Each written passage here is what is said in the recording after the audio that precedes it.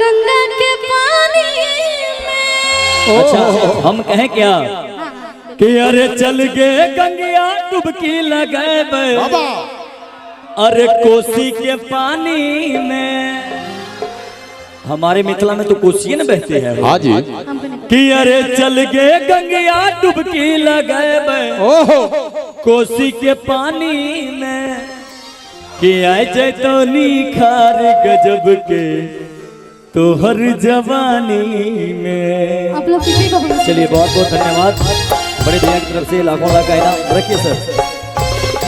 वाह बहुत बहुत पुरस्कार भाई जूनियर खेसारी की ओर से। लव यू बेटा।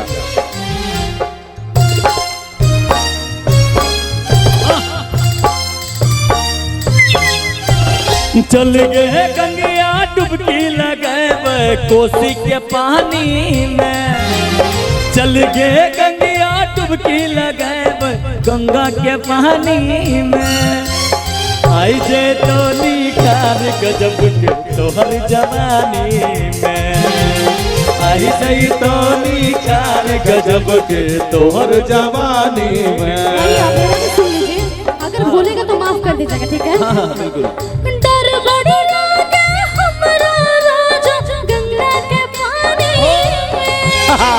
डर बड़ी लागे हमरा राजा कोसी के पानी में। हम ना जाए तोर संग जगल जवानी में। हम ना जाए तोर संग जगल जवानी में। अरे ऐ जय तो निखार गजब के तोहर जवानी में। अरे हम ना जाए तोर संग कोसी के पानी में। वाह या मास्टर।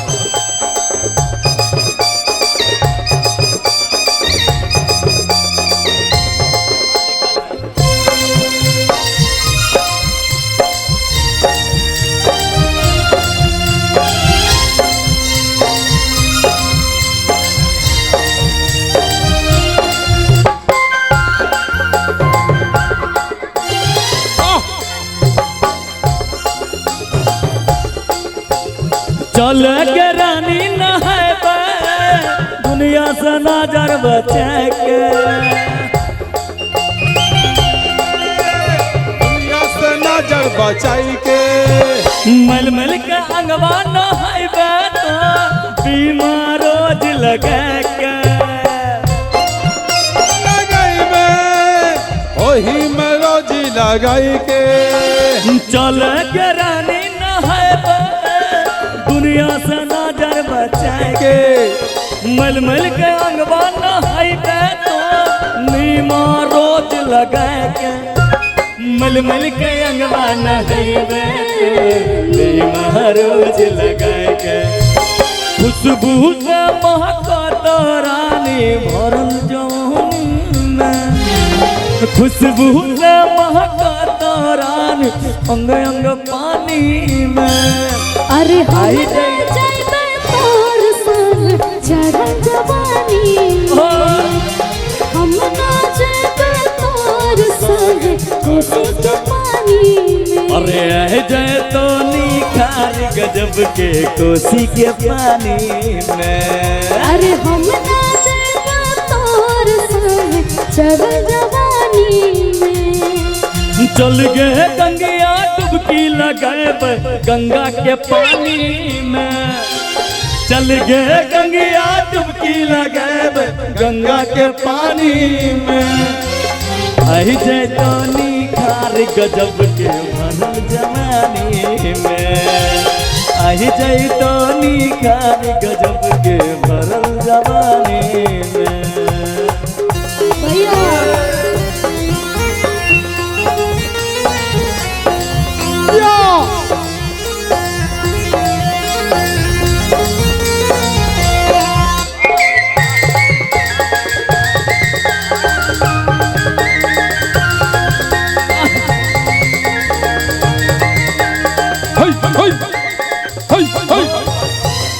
और लेकिन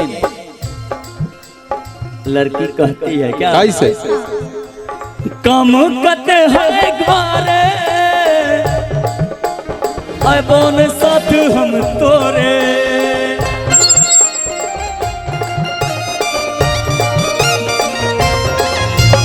ने जब गंगा नहावे लागे छे भैया के डोरे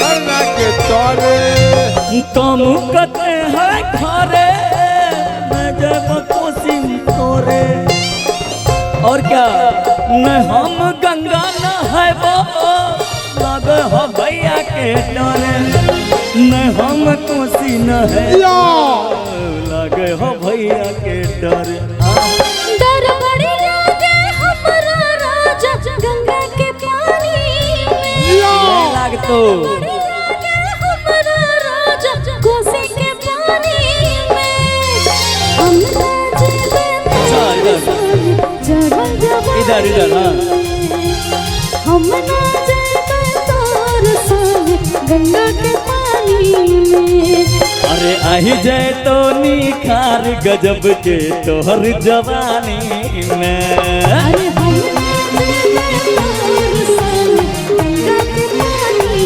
में अरे आही जाए तो निखार गजब के तोहर जवानी में अरे हम ना जेबे तोर संग चढ़ल जवानी में अरे आही जाए तो निखार गजब के तोहर जवानी में